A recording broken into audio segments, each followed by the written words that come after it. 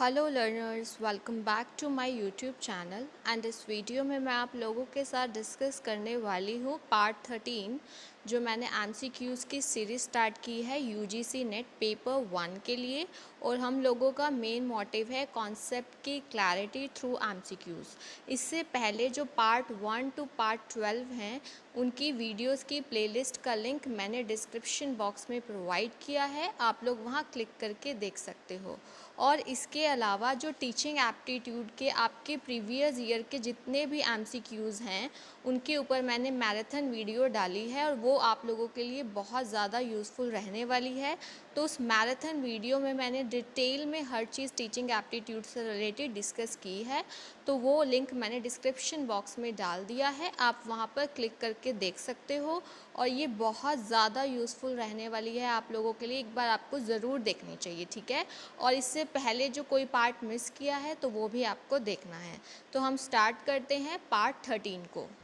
Question है, आपको यहाँ पर दो स्टेटमेंट्स दी गई हैं। पहले तो हम स्टेटमेंट्स पढ़ते हैं। देखिए, फर्स्ट है, it is the responsibility of the teacher to make students active listeners with the help of different interactive techniques. देखो कि एक टीचर की रिस्पॉन्सिबिलिटी होती है कि वो स्टूडेंट्स को अपने एक्टिव लिसनर्स बनाए।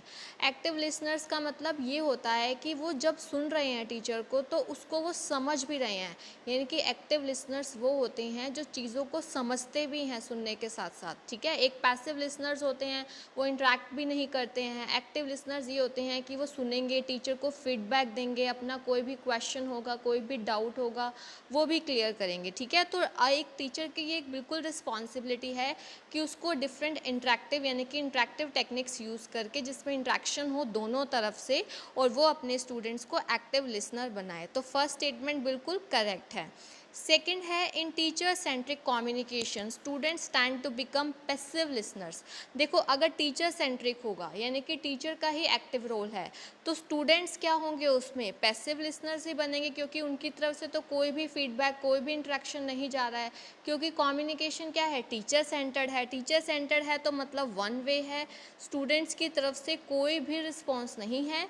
तो इसमें वो क्या बन जाएंगे, पैसिव लिसनर्स बन जाएंगे। तो जो सेकंड वाली स्टेटमेंट है वो बिल्कुल करेक्ट है। अगर स्टूडेंट सेंट्रिक होगा तो ही इंट्रैक्शन होगा, ठीक है। तो फर्स्ट और सेकंड दोनों की दोनों स्टेटमेंट हमारी जो है यहाँ पर बिल्कुल करेक्ट है। सो हमारा आंसर क्या आएगा, थर्ड वाला, both the statements are true here. Okay, next question देखिए, आपको असर्शन और रीजनिंग पे बेस दिया गया है। और असर्शन और रीजनिंग वाले जब भी आप लोग क्वेश्चन सॉल्व करेंगे तो आप लोगों को ध्यान रखना है, पहले इंडिविजुअली चेक करोगे असर्शन को भी और रीजनिंग को भी, फिर देखोगे जो रीज़न है वो क्या हमारी असर्शन को करेक्टली एक्सप्लेन कर रहा है या नहीं कर रहा, ठीक है। तो असर्शन देखिए, repeating more and more the same message will make it important. यानी कि आप एक ही चीज़ को, सेम मैसेज को बार बार रिपीट करेंगे तो ये इसे इम्पॉर्टेंट बना देगा। ऐसा कोई भी ज़रूरी नहीं है कि अब अगर आप कोई भी चीज़ है, ठीक है, आप उसको बार बार एक ही चीज़ को रिपीट कर रहे हो, ऐसा थोड़े ना कि वो उस चीज़ को इम्पॉर्टेंट बना देगा, ऐसा कुछ भी नहीं होता। तो ये वाली गलत हो जाएगा। रीजनिंग, अब आप एक बार रीज़न को देखिए, don't use two words when one will do is the guiding principle that works. सबसे पहले आपको इसका मीनिंग क्लियर होना चाहिए। देखिए, बोला हुआ है don't use two words when one will do, यानी कि जब आप, हम कहते हैं ना, keep it short and simple, यानी कि अगर एक वर्ड में ही वो सामने वाले मतलब पर्सन को वो चीज़ समझ आ जाएगी तो हमें क्या ज़रूरत है उसको क्या यूज़ करने की, टू वर्ड्स यूज़ करने की, यानी कि उसको बार बार या फिर उसको ज़्यादा लेंदी बनाने की, है ना। तो ये आपका रीजनिंग जो है ये क्या हो जाएगा, यहाँ पे बिल्कुल करेक्ट है, ठीक है। ये ध्यान रखना, इसका मतलब क्या है, don't use two words when one will do, यानी कि जब एक वर्ड से ही बात समझ आ रही है तो आपको ज़्यादा लेंदी बनाने की ज़रूरत नहीं है मैसेज को। सो जो रीज़न है वो करेक्ट है बट असर्शन यहाँ पर गलत है, ठीक है।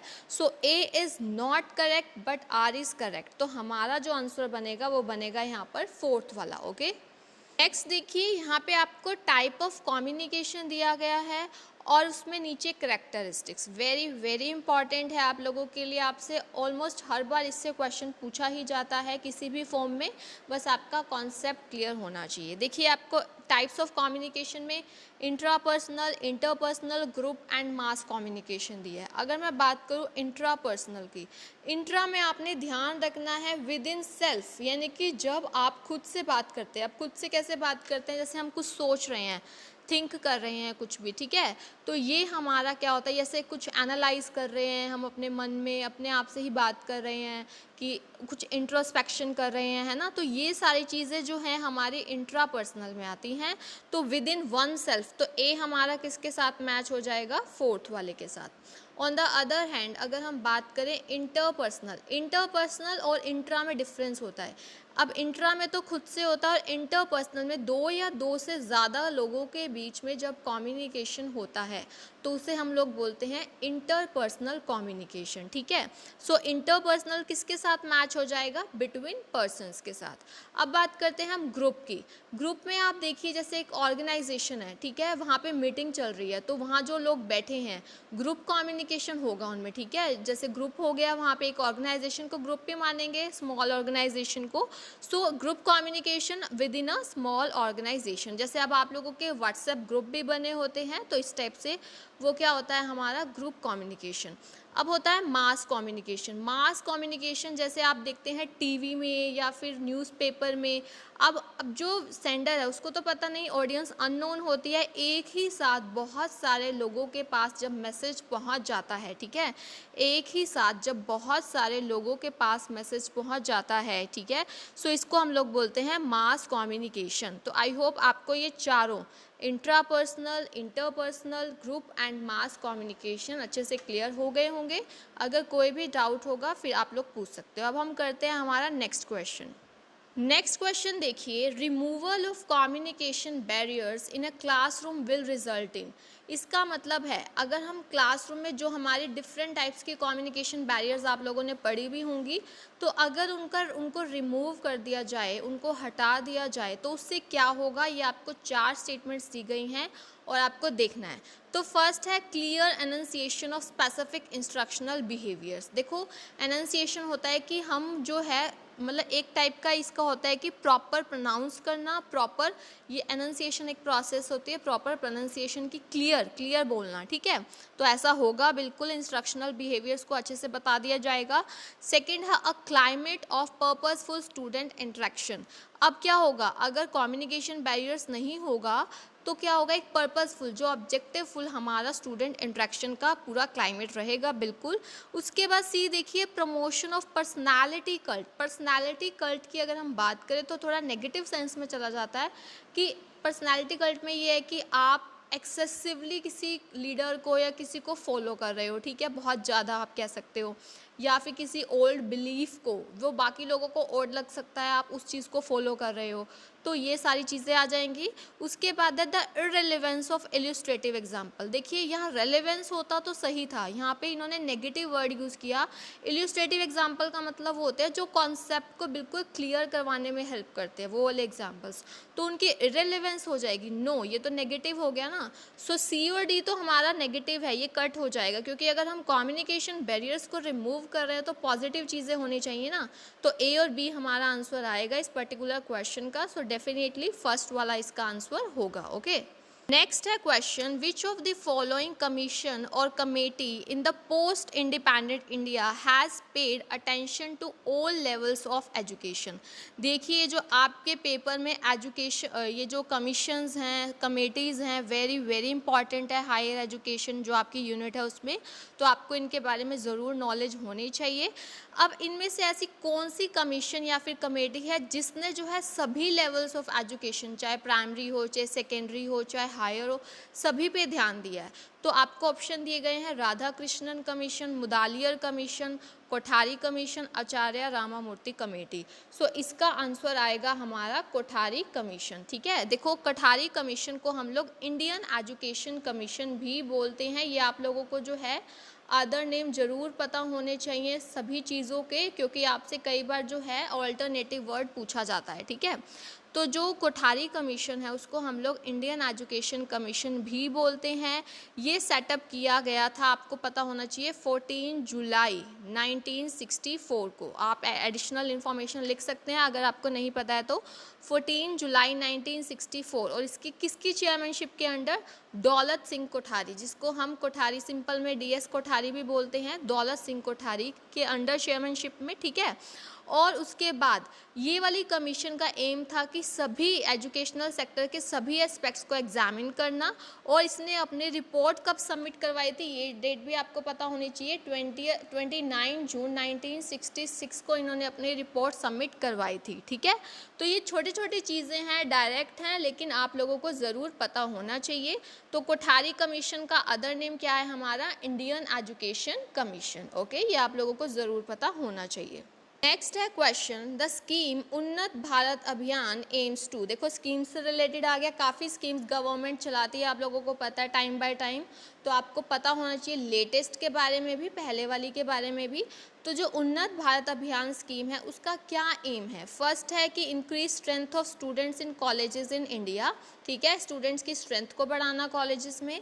सेकंड है link higher educational institution in the country with at least 5 villages, यानी कि जो हायर एजुकेशनल प्रोवाइड करते हैं उनको विद एटलीस्ट 5 विलेजेस के साथ लिंक करना। Increase quality in higher education, या फिर इंक्रीज करना number of villages in India. तो इसका आंसर जो है आप लोग मुझे बताएंगे कमेंट सेक्शन में कि उन्नत भारत अभियान यानी कि UBA स्कीम जो है इसका क्या एम है, ओके। क्वेश्चन देखिए, आपको सेट 1 में मेथड ऑफ टीचिंग दिया है, सेट सेकंड में आपको उनके रिगार्डिंग उसमें क्या प्रोसीजर, क्या बेसिक रिक्वायरमेंट्स है वो आपको बताना है, ठीक है।